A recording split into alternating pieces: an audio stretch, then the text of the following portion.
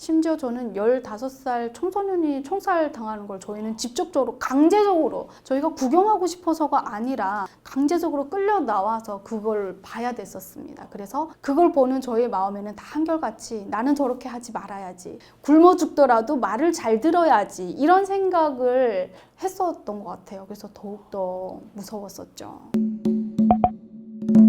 여러분 안녕하세요. 저는 북한에서 살다가 2007년 3월에 대한민국에 입국해서 대한민국에서는 탈북 방송인으로 활동도 하고 있고요. 그 밖에 제가 지금 유튜브 채널을 또 운영하기 시작했는데요. 바로 피앙 한서희 TV라는 채널을 운영하고 있습니다. 네, 우리 외국에 계신 여러분들 잘 부탁드립니다.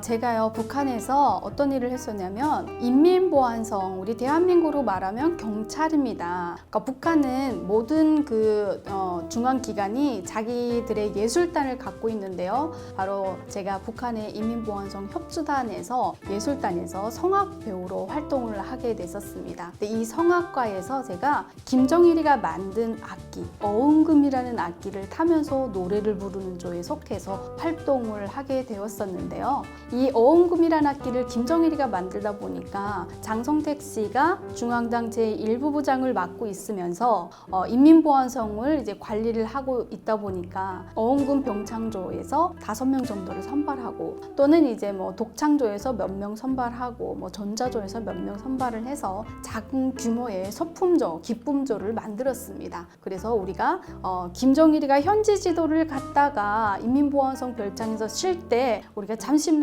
장군님께 기쁨을 드려야 된다, 피로를 풀어야 된다 해서 그 공연으로 저희가 이제 김정일 앞에서 공연해서 기쁨을 드리는 그런 조에 속해서 또 활동을 하기도 했었습니다.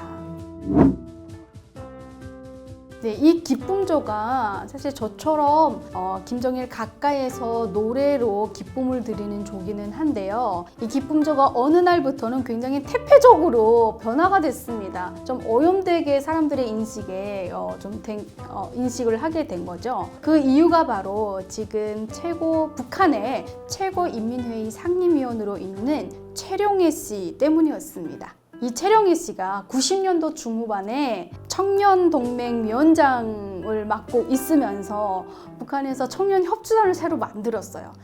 역시 자기의 악단을 만들었던 거죠. 너무 권력을 남용했습니다. 그래서 이 자기 악단을 만들어서 10대, 20대 초반의 어린 여성들로 구성을 했습니다. 그래서 예쁘고 이런 여성들로 구성을 해서 정말 미니스커트를 입고 커트머리를 하고 북한에 전례 없던 예술단을 만들어서 해외에도 막 공연, 쿠바도 가고 막 하면서 공연을 했는데, 알고 보니까 이 최룡해가 그 예술단 배우들을 전부 다 자기 애인으로 만들었다라는 거예요.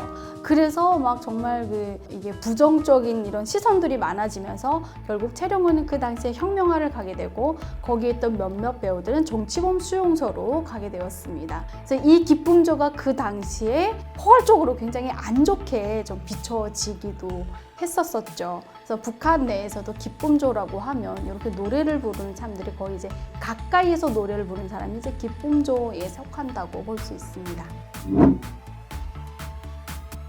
지금 영상에 나오는 기쁨조는 북한에서 그 왕지상 경음악단 무용수들인데요. 또 이들은 그들과 또 다른 게 김정일의 전용악단이에요. 이것도 원래 기쁨조의 또 근원이 이분들이라고 볼 수 있겠죠. 노래와 춤으로써 기쁨을 드린다. 그리고 해외에서 외국인들이 들어왔을 때 뭐 한복 입고 뭐 북한 춤만 추면 뭐 외국인들이 별로 뭐 공감을 못해요. 재미없는 거죠.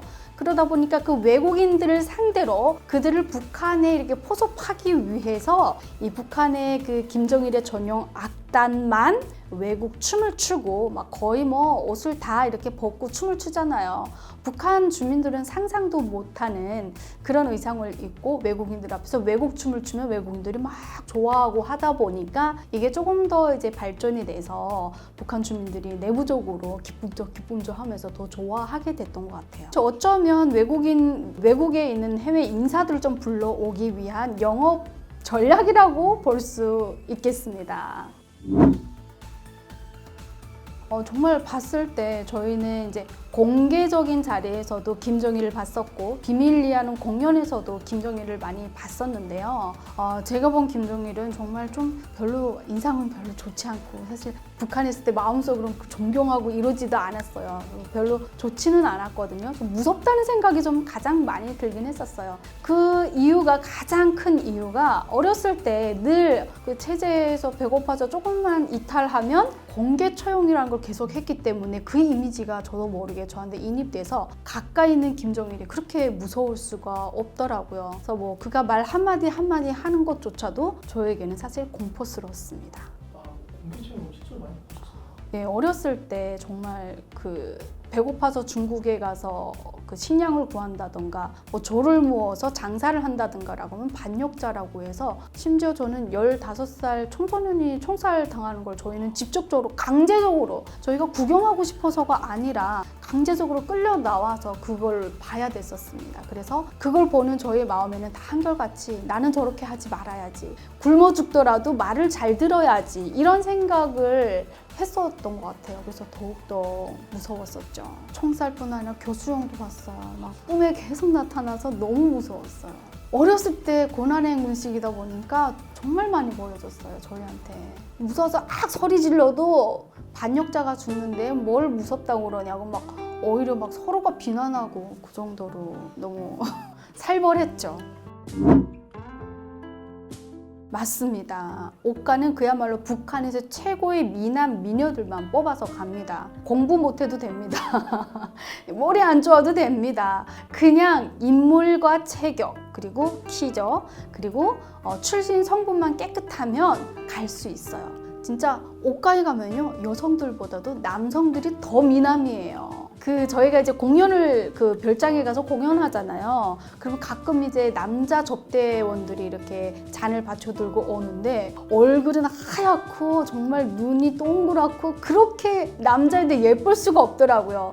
근데 여자들은 그냥 저희도 예술하는 사람들 나름 미모가 있다라고 하는 사람들이 선발돼서 그런지 몰라도 여자들은 그냥 예쁘다 뭐 이 정도인데 남자들 저렇게 예쁜 남자들이 북한에 있었어? 북한의 뭐 연예인 배우들 못지않게 정말 멋있는 남자들이 많습니다. 그런 분들이 이제 옥가에 뽑혀서 다 있게 되는 거죠.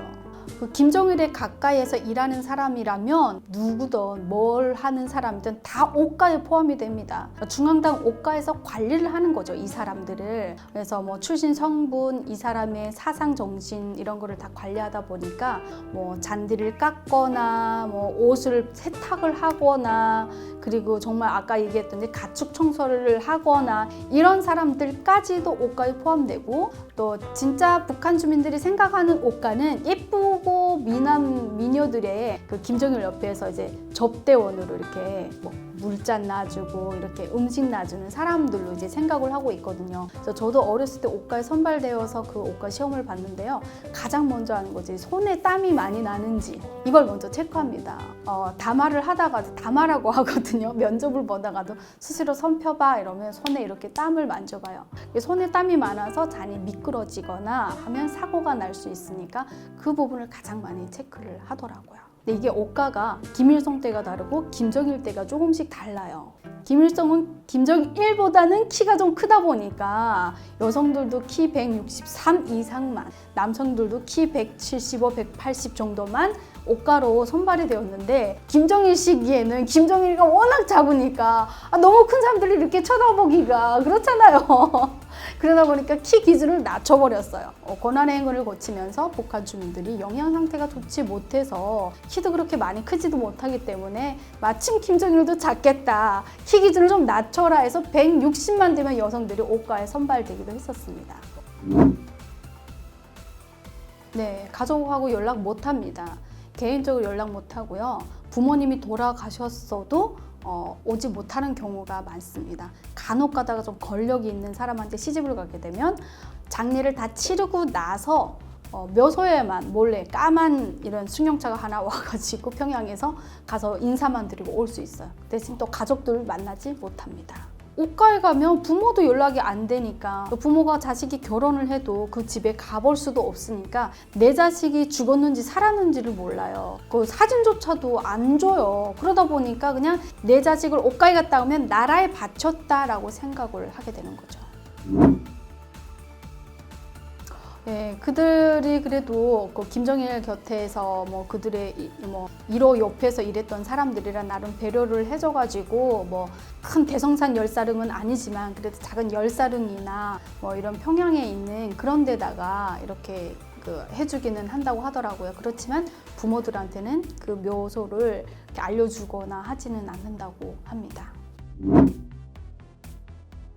그것도 맞는 말이긴 해요. 사실 그 중앙당 옷가에 가면요, 제가 이제 갔을 때 시험을 보러 갔을 때 전 신체 검사를 하러 봉화진료소에 갔었거든요. 이제 거기에 저처럼 함경북도에서 온 언니가 있는데 저를 몰래 찾아왔어요. 그러면서 얼굴에 수심이 가득 차서 넌 왜 옷가 보려고 하니? 저한테 소곤소곤 별로 좋은 게 없어.